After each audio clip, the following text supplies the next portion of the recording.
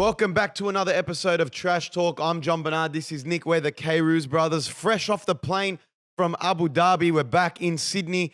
Look, fight card. I'm going to say fight card of the year. Lived up to the hype for me. I thought it was a banger of a card. Great trip. Abu Dhabi. Very spacious place. Very hospitable. I love it there. Oh, mate. Flight back was a bit horrible. I think that kind of ruined the whole experience for me.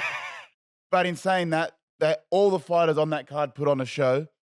That mixed in with the fighter hotel, everyone's staying there. All the fans know where everything's going on. Etihad Arena's right next to it. There's so much going on. It's just like, it's a hub of fight. That's all that Abu Dhabi card is. You can't really miss it. I will mention as well, there was no female fights on the card. That may have played a part as to why it's it was so entertaining. There was kind of no break in between. No, look, I'm only joking. But what I want to say about the card is I think fighters went out there from the Ulabai fight, just putting on an absolute show to... I mean, I was disappointed to be in the Rakic and Ankalaev fight. That was definitely the most boring fight. Yeah, and that's no fault of maybe the fighters. I think it was Rakic's fault. I think he didn't really bring it forward at all. Both fighters have got to probably throw a bit more. Like if you know that they're not pushing forward or they're not engaging, that's on you then to like, hey, let me make this entertaining. Especially because Ankalaev said before the fight, Dana has told me personally, you have to have an exciting fight to get a title shot. But look, Abu Dhabi, I mean, they've put on shows 2 times in 2 years. I mean, like we were there exactly 1 year ago in October when Volk went and fought Islam, and then again this year. It was just it was great fights, great atmosphere.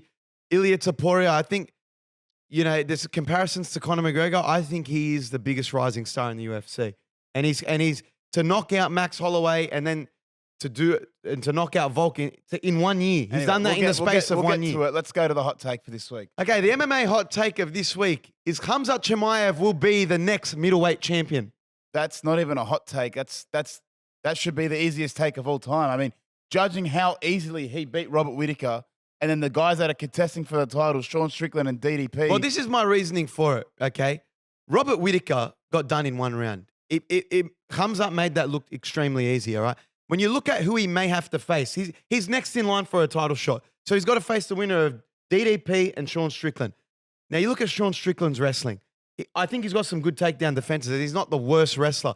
But when he fought DDP, he got taken down with ease. He got taken down almost 4 times very, very quickly in the first and second round. I just don't think he's going to be able to withstand the pressure that Khamzat has when he fights. Then you look at Dracus du Plessis. Robert Whittaker was taking down Dracus du Plessis with ease.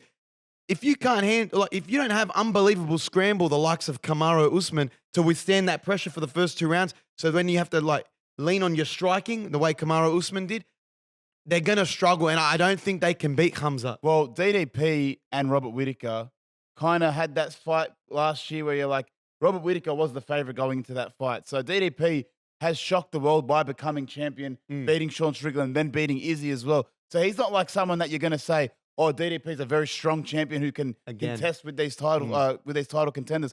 Khamzat Chimaev, especially against Strickland, he's the one that puts the pressure on. Usually Strickland, he's the one pressing forward, making you uncomfortable.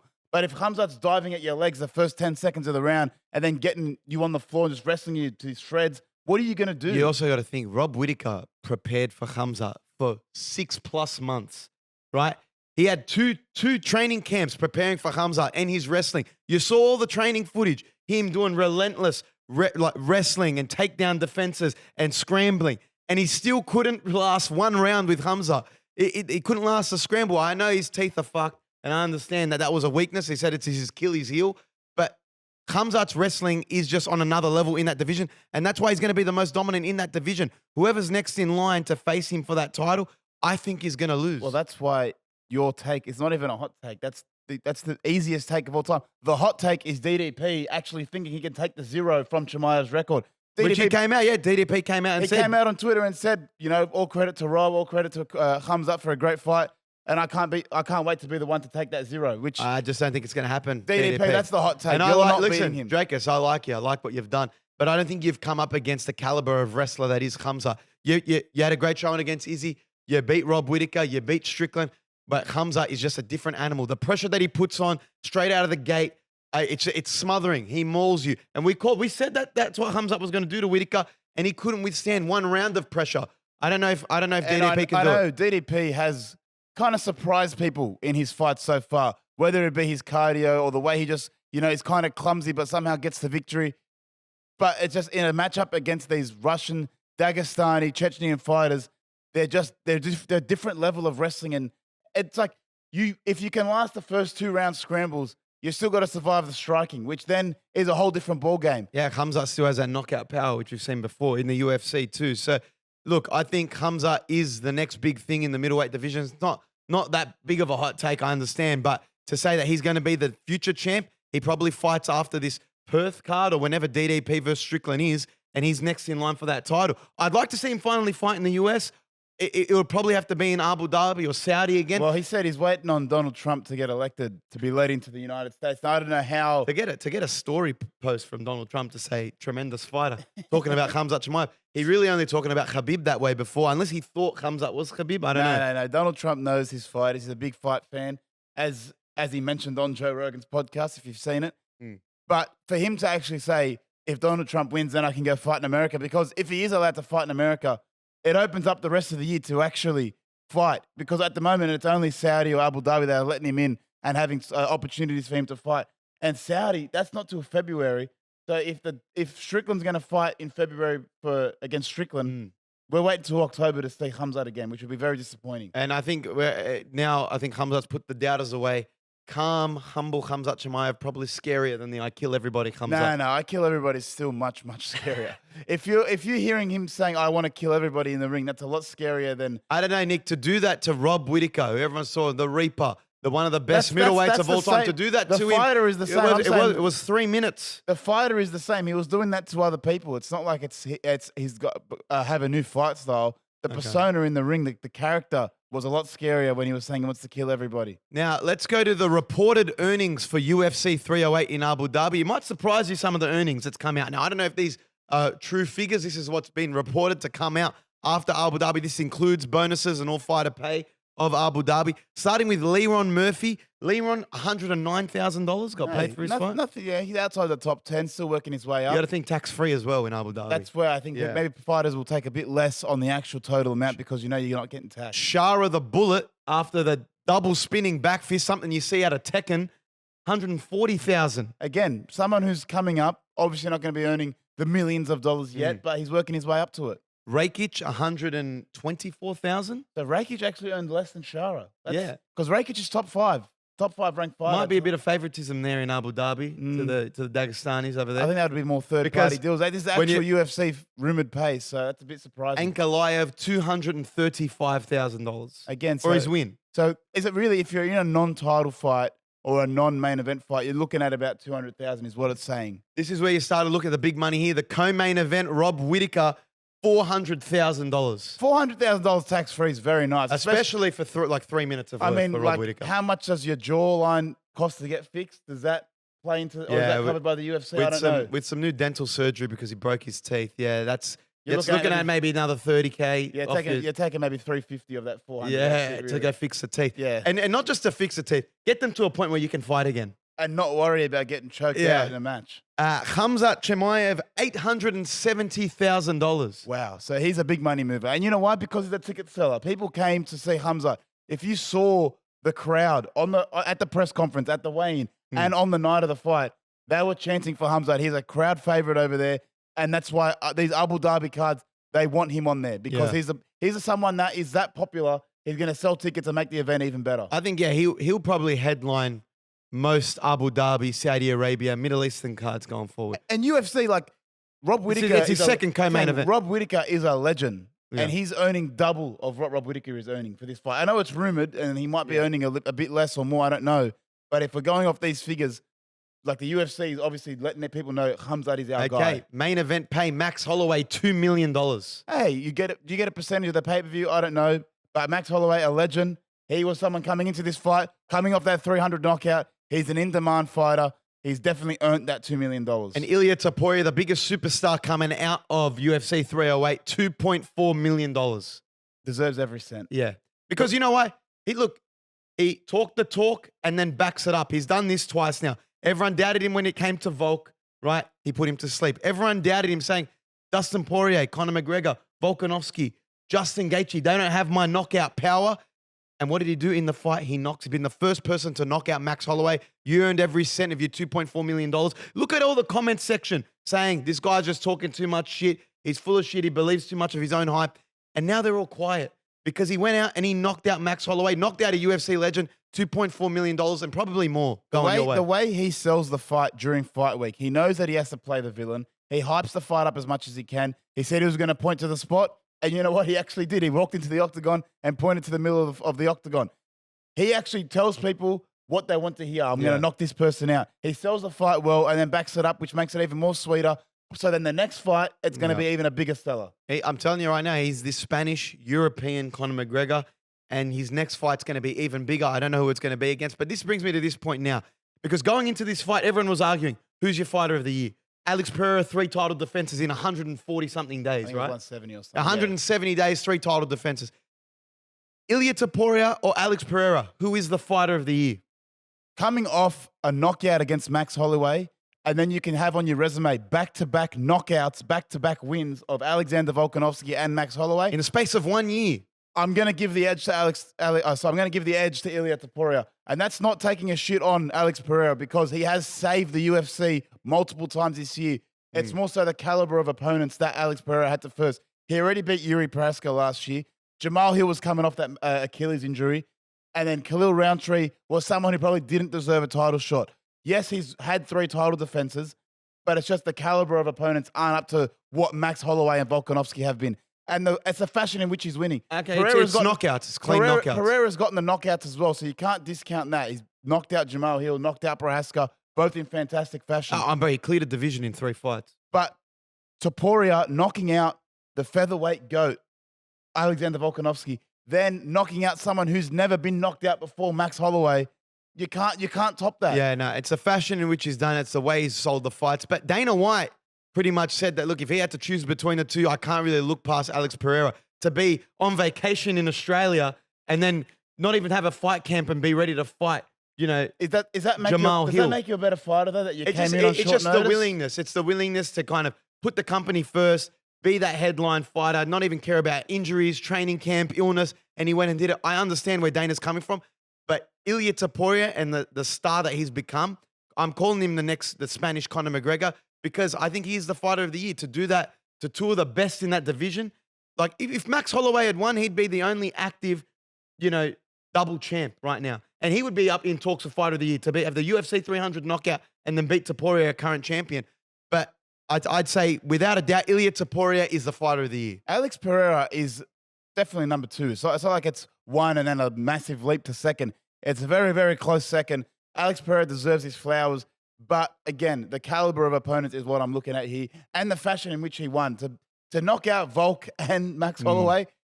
People on Twitter, people on the internet are saying, has there ever been a better back-to-back victory in the UFC's history? No. People were also comparing, like, this is his 14th fight, right, in the UFC. He's 14-0, or I don't know if it might be in the UFC or just. No, I think it's 14. I think it's 15-0 overall, 16-0 overall. Might be. No, he just put a post up and he's 14-0.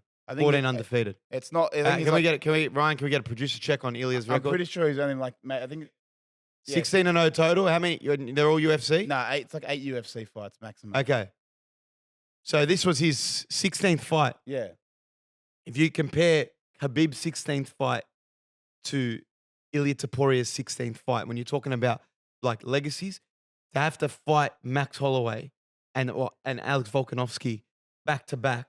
And people parade around Khabib's 29-0.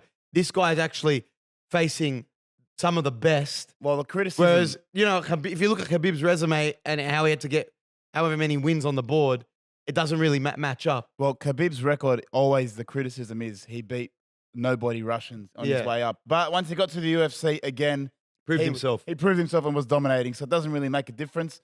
When he was in the UFC, he was undefeated. That's all that matters. And Topuria is the same. Yeah. Okay, well, I'm saying Khabib took like 10 fights to get a title fight. How many did Ilia have to earn that first fight? Well, that could be a condition of the division as well, because the featherweight division, Volkanovski and Max Holloway ran through it all. So there wasn't really many title contenders. Khabib, he had Oliveira, he had Conor McGregor, Eddie Alvarez. There were a lot more title contenders in there. I think it was 8 fights. 8 fights? 7 to get a title fight? Okay, let's move over to Rob Whittaker, because it was a very disappointing fight as an Aussie. I know we had money on Khamzat, and we did say Khamzat was going to maul him in the first 2 rounds, and that's exactly what he did. When you had people like Ariel Helwani trying to say that it was going to be a one-sided Robert Whittaker, he was going to take him to school, I think he was saying. Yeah, Ariel Helwani put out a message before the fight saying, I don't know why, but I Yeah, think he's got a Robert Whittaker's feeling. going to win. Okay, regardless of that, doctors started coming out after the fight saying this was detailing Robert Whittaker's injury, right? Well, you showed me an X-ray of his jaw cracked in half. Some doctor was already examining how his jaw all snapped. these doctors come out and say this is a frontal fracture of the jaw. May have happened with the elbow from Khamzat beforehand, before doing the face crank. They were saying the front part of his jaw snapped forward, and that's why his teeth were displaced and floating in the back.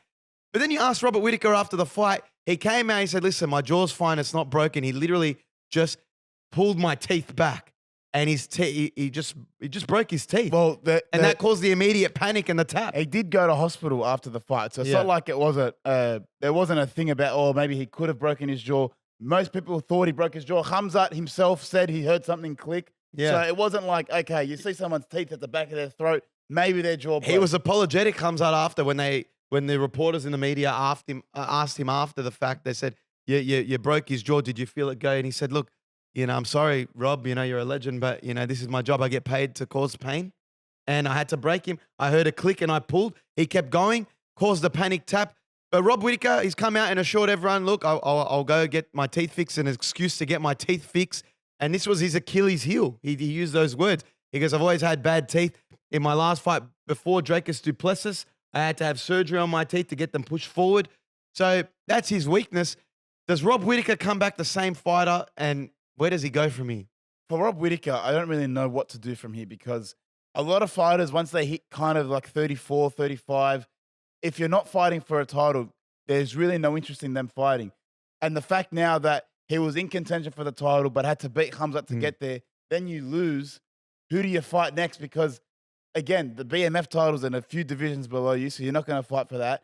Any big-name fight, unless you're getting a lot of money to be fighting on those cards, if you're not going for a title, what do? You're just stuck in limbo. What does he do? Yeah, I think you again, you got to prove yourself on a path back to the title, and that's by fighting up-and-coming ranked guys in his division and see if he can still hang with them. And he obviously can. He beat Ikram Aliskerov.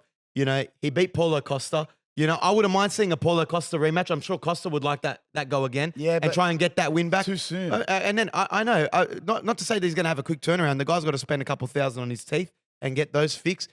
But I guess we'll see. But thank you for putting the rumors to rest. He doesn't have people were saying he had to probably get his jaw wired shut and it was going to be a very crazy surgery.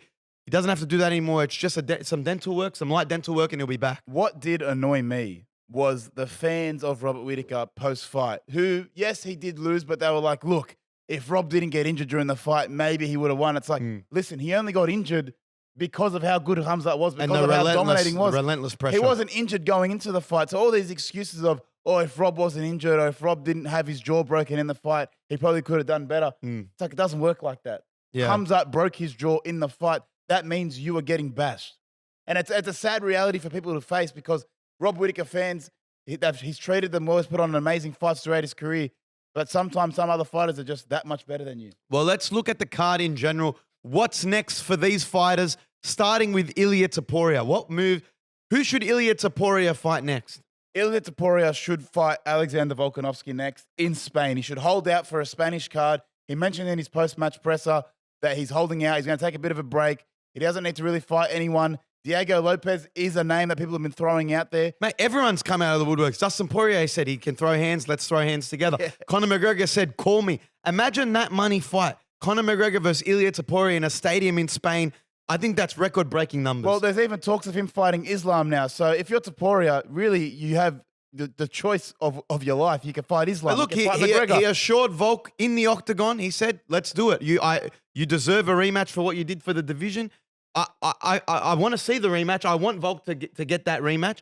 It's not going to happen in Australia, though, and that's coming around soon. So Volk's going to have to hold out till Spain. Yeah, Volk, I think, knows that the Sydney card's not going to be something that he's going to fight on if he wants a title shot. If he wants to fight for a number one contender spot against Diego Lopez, then that fight could be in Sydney. But if Volk's smart, he knows he wants to wait for a title shot. But out of those potential fights, who do you think Topuria will actually first? I'm going to list them all off. Dustin Poirier? Won't happen. No. Conor McGregor? Down the line, for sure. Islam, Not now. Volk. There's not a lot of lightweight contenders, so that Islam versus Topuria. Topuria, I think definitely sells. And Topuria, after the match, came out and said, I want to be the first one to submit Islam. Now, I'm all for backing yourself. I understand. You talk the talk. I'm going to be the first person to knock out Max Holloway. But to say that you're going to be the first person to submit Islam Makhachev, the best wrestler in the UFC right now, it's balls. You got balls. I'm not going to doubt you. Everyone doubts you, but I'm just saying this one, you might want to circle back. Maybe just say knockout. The actual path of what the next 2-3 fights might look like for Topuria. His next fight will be Volkanovski. Yeah. The fight after that has to be Diego Lopez. Yeah.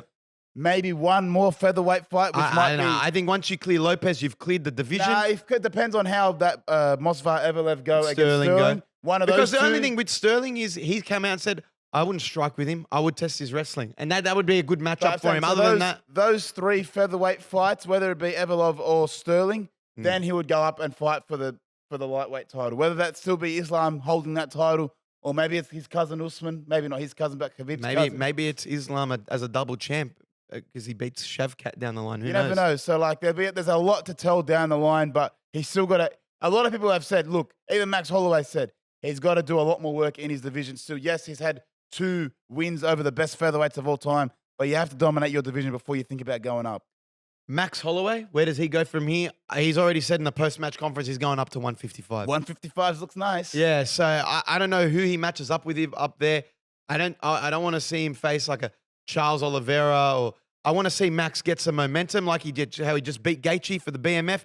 Could be a Dustin Poirier who said he'd like to fight him as well. I don't know, but it's someone at 155. It's weird because coming off this loss, it kind of ruins his title prospects. But in reality, he's one lightweight win off a title shot. If he goes up, whether he versus Dustin Poirier or a Charles Oliveira, if he has that one fight and wins, his next fight's Islam. And because he's got that win over Justin Gaethje already, if you're looking at it strictly as lightweight, he's next in line for the title. Dan Hooker could be a potential possibility. Exactly. I think again, Dan Hooker's talking about a title eliminator at 155. So I don't know if you risk having to face Max Holloway, who bloody dismantled Gaethje. You know what I mean? Somehow Dan Hooker's in the top 5. I don't know how, but somehow he's top 5 in the rankings. So if Max Holloway does beat Dan Hooker, he deserves a title. So that is a number 1 contender spot because Oliveira who would and Chandler be a banger are out. and would sell? Max Holloway versus Paddy Pimblett. No. I'm telling you right now. He would destroy Look at Paddy him. Pimblett beat Bobby Green. He beat Tony Ferguson. Feed him the legend Max Holloway and see how that goes. You're talking about he's ranked. He's ranked in that division. Paddy Pimblett's got to go for a lot lower hanging fruit, okay? Because he's not reaching that high yet. He's got to go for a Benoit Saint-Denis. Say it's Moicano makes a lot more sense for Paddy Pimblett. Pimblett will probably face Moicano in his next fight. And that makes a lot more sense. So the winner of that fight face Max Holloway. If they hold out that long. But Max Holloway doesn't need to do that. Max Holloway... He's going up to 155. He needs to fight someone there. He's not going to have an immediate title eliminator fight. Yes, he can. Why not? Because he's already... There's already If talks to have a title eliminator between Dan Hooker and whoever else is next in line. Yeah, but that's anyone in the top 5. So that's Oliveira, that's Dan Hooker, that's Justin Gaethje. Charles Chandler as well. That's what I'm saying. So like...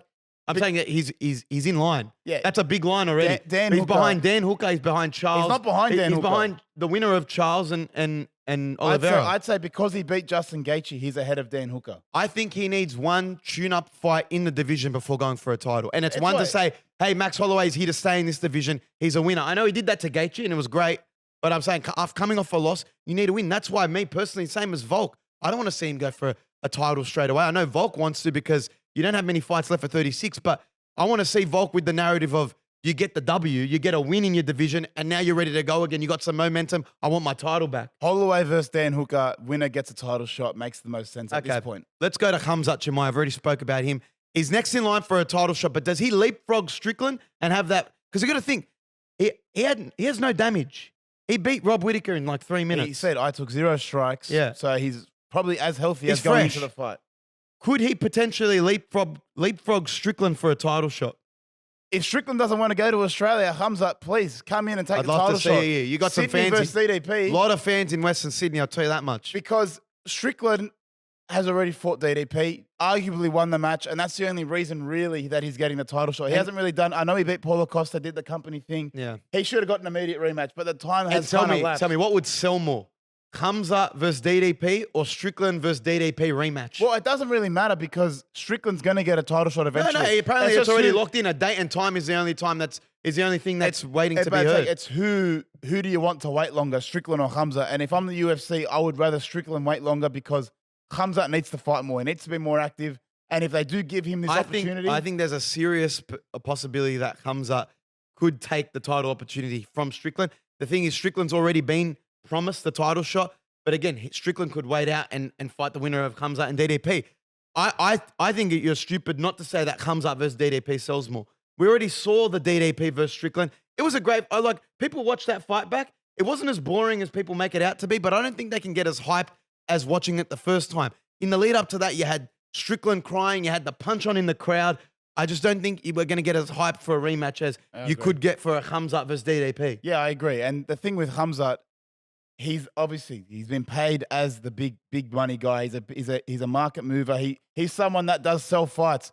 So if you're the UFC, make it happen. The fact he took 0 damage as well, and if he doesn't fight for a title, and DDP and Strickland have a massive match in February, and they can't fight till October, you can't have Khamzat take that much time off, and there's no one else really for him to verse. Okay, Robert Whittaker, where does he go from here? Well, we've kind of spoken about it already. He's in limbo, so it's Yeah. really hard. He can maybe go and fight Israel Adesanya, maybe get a trilogy fight against him, but I don't think they want to do that to each other because whoever loses that match, your stock is completely gone.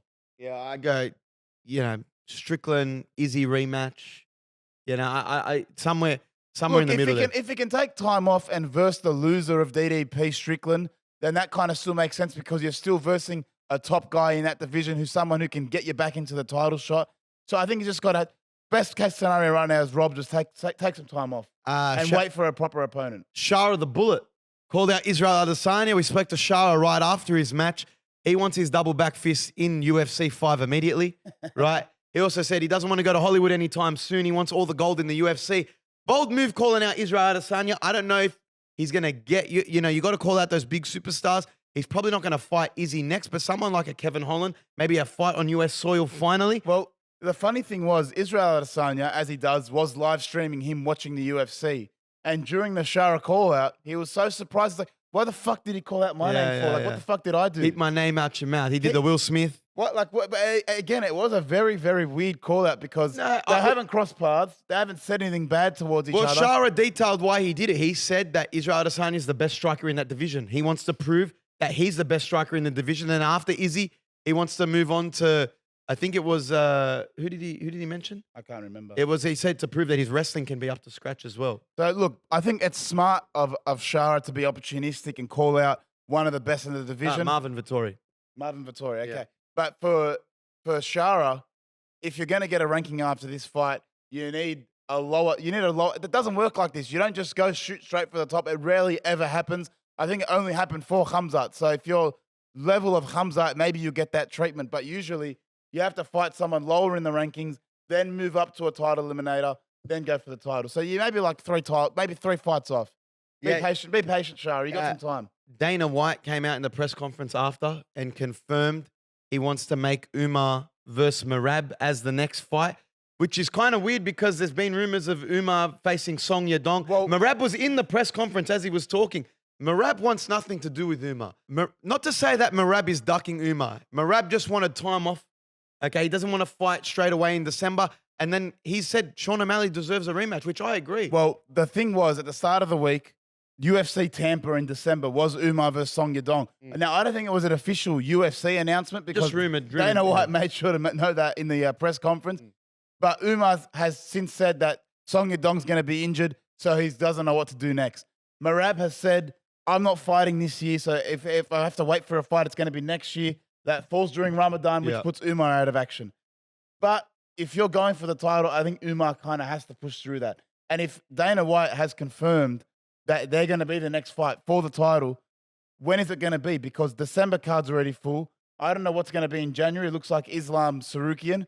He's not going to fight in Australia in February, so maybe March. But then again, that's Ramadan. So they're confirming it like it's going to happen, but where does it fit in? I think it's in the UFC's best interest to give Sugar Sean another crack. No, it's not. I do. Doesn't deserve it. Sugar Sean, they've got a lot invested into Sugar Sean. I said the UFC's best interest. I didn't say if it deserve it or not.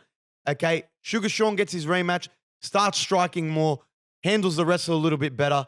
I'm not saying he's going to win, but I think that fight sells more as well than an Umar fight. Maybe it does, but I think the bad blood that's kind of been built up between Merab and Umar, I think will sell well. And the fact that it's a pure wrestling match as well, no one's going to have a massive advantage in any category. And that fight will go well. Better than people expect. A lot of fans, especially in Abu Dhabi, in those fan Q&As, they were asking Merab, why are you ducking him? Why are you not? He got a bit heated. He was saying, I'm not. I will fight Umar. I'm not backing off.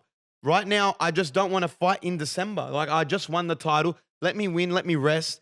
And I'll have another crack. I'll fight Sugar Sean next. I don't care. I feel like he's getting a bit of backlash from the fans for not jumping to this fight immediately. Well, it's unfair on Merab because he just won the title. So for him to all of a sudden have to back up straight away, let him enjoy his win. Let him have some time off. That was a 5-round fight against Sugar Sean. It wasn't like a 1 round. He mopped him and didn't cop any damage. It was a pretty bad fight for Merab. He's not going to walk out 100% healthy. So let him have time. Let him train. Let him relax. Let him enjoy the win, and he can fight when he's ready. I think Pereira coming off a good fight night win recently could be a good potential matchup for Umar as well, just could. as a title eliminator. But just to fill in the space. I don't know if Umar is in the space of I'm already ready for the title, or he wants to have another title fight because it doesn't make any sense. I think he's in the exact same spot as Magomed Ankalaev. I will get a title shot. I need to keep proving myself, whether it's through my knockout power, through my wrestling, whatever it is, I will get a title shot. And Ankalaev, whether he was going to wait out for a title shot against Pereira or not, he went and fought Rakic, didn't care, won. You know what I mean? And I think Umar's in the exact same spot. Yeah, well, that didn't do much for him anyways. But I want to turn to Kamaru Usman. Yeah. Because Khamzat Chimaev beat Kamaru Usman last year in a 3-round fight, which many people thought Kamaru Usman won. Can I just say, on 11 days' notice. On 11 days' notice. And everyone was going at Kamaru Usman because it came out in that Fighter Inc. documentary that he was ducking Shavkat. But he went and turned around and took Khamzat on 11 days' notice. Now, how much more impressive does that look when you saw what Khamzat just did to Robert Whittaker? After Khamzat destroyed Robert Whittaker, Kamaru Usman looks like one of the best fighters in the UFC and now looks like he has a lot left in the tank. People are saying his knees are shot and he's only got maybe 1-2 fights left. No, he's a real contender at welterweight. He's a guy that withstood Khamzat's relentless pressure, scrambled out of his wrestling, and then took it to a striking battle. And some say could have won. If that went another 2 extra rounds, who knows where that fight ends up? And Kamaru Usman is an elite level wrestler that people have forgotten. For him to withstand the pressure of Khamzat, yes, he got taken down one of the very few times in his career, but I just think the Leon Edwards fights have been damaging to his reputation. I don't know why Leon Edwards got the better of him. Obviously, in the first fight, it was a very lucky head kick. Yeah. But the second fight, look, he had one bad fight, and all of a sudden, people were riding off Kamaru Usman. We've spoken about it before. From the UFC old heads era of Volkanovski, Izzy, Kamaru Usman. 3 guys that have on a bit of a losing streak in the UFC right now, right? Combined, they've lost like 7 fights. Okay. It's harsh. Out of those 3, I now back Kamaru Usman to be the one to go back on a contendership for the title and potentially win it back. We've spoken about this before. He's in the best spot. He's in the best spot, and to see how I know he hasn't taken a fight since last year in that fight against Khamzat, but he would be fresh, and he looks like he could still go. And mate, the way he's been talking on his podcast, he's got to back it up. He's confident. He's got to back it up, and he's someone I back. He's someone I expect to do it. But the thing is, with Kamaru Usman, that division in welterweight, he can only first JDM, who I'm not too sure is healthy enough to fight. But that's the only fighter that's ranked that can actually make sense for him to go to the title. Otherwise, he's just holding out for Belal Shavkat winner. And whether they actually want to fight Kamaru, I don't know. I could see him coming up to middleweight. He doesn't look out of place in that division. He's spoken about that before, but it doesn't make sense for him to do so. Like, why are you going to go up and fight Khamzat for the title? Like, you're going to fight DDP. You're a fight off doing that. It's not the likely. Yeah, I think you're right. I would like to see him, get that crack at Belal, Shavkat. Who knows? Shavkat might be a tough opponent for him. We'll see how that pans out in December. But definitely, I don't think he should get a title shot straight away. Again, I reckon just you got to have that contender fight. And it's someone in that JDM would be perfect. Jack Della in Australia potentially. In February would be Kamaru, beautiful. we'd love to see you in Australia. Let's make it happen. I'd back you in that fight. Yeah, no, definitely. I'd be betting heavy amounts of money on him. Unfortunately, I know we're going against Aussies, but I bet with my brain, not my heart. So okay, I'll be back at Kamaru. And this is a which fight would you rather see more coming out of UFC 308? Ilia Topuria versus Islam or Ilia Topuria versus Conor McGregor? Of course, I want to see Conor return. And against Ilia Topuria, the verbal battle, the promos that they would put on, of course, I would much rather. Islam versus Topuria would be a fanatic of like, that's the fight that I would want to see. Listen, a double champ fight. We haven't seen one in the UFC for some time right now. And I think it would be Islam's biggest test. Okay, because Dustin Poirier was a big test for Islam. There's a massive size disadvantage there for Ilya. Massive size disadvantage. And there was a size disadvantage going against Max Holloway. There was a size disadvantage going into Max Holloway. Islam's a weight bully at lightweight. Ilia Topuria, a featherweight, featherweight, is arguably a better striker right now than Dustin Poirier. I think he's the best boxer in the UFC. Look what Dustin Poirier did to Islam. Took him all the way, really, essentially. I think he's given up way too much size in that fight for him to be considered a realistic winner. I think Islam, with his wrestling, with his striking, would dominate Ilya. That's just from a realistic perspective. But why I would want to see Ilya Conor McGregor? Because it's the biggest money fight in the UFC right now. You could talk about, okay, McGregor Chandler, McGregor Max Holloway. Max's stock's gone down after that fight. McGregor Holloway doesn't make sense anymore. McGregor Ilya Topuria at 155 would be a banger. The only thing is it's not for a title. Yeah, it's just a money fight. When you drop Conor McGregor, I would rather Conor McGregor than just about anything. I'd rather John Jones versus Conor McGregor than John Jones Aspinall just because it's Conor McGregor. And look, I want to see him fight. Ilya and Islam have been going at it. They've been going at it in Instagram Lives. They've been going at it on Twitter. When you really look at it, 3 out of 4 Islam's title defenses have all been against featherweights. You're talking about the ultimate weight bully right now. Yeah, that's why I don't want to say that. But that talks to the contenders in his division. Who's really contending? It's a messy division because of the way he's obviously missed time. He hasn't had time to put a fight. And you know what? Well. Let's not count out Arman Tsarukyan. He was there floating around. We saw him in the buffet. Very serious guy. Yeah, very serious. I like him. I'm a fan of Arman Tsarukyan. I'm not counting him out. But again, let's talk about Charles Oliveira, see where Chandler ends up, and let's see what Arman Tsarukyan can do. We'll see after UFC 309 in New York. It'll be very interesting to see. But that is our UFC 308 wrap-up. Make sure you're tuned in and subscribe to @KRuzBros on YouTube and looking out for our clips @Jon-Bernard K on Instagram and TikTok. Thank you for tuning in. Till next time, back to you in the studio, Ryan.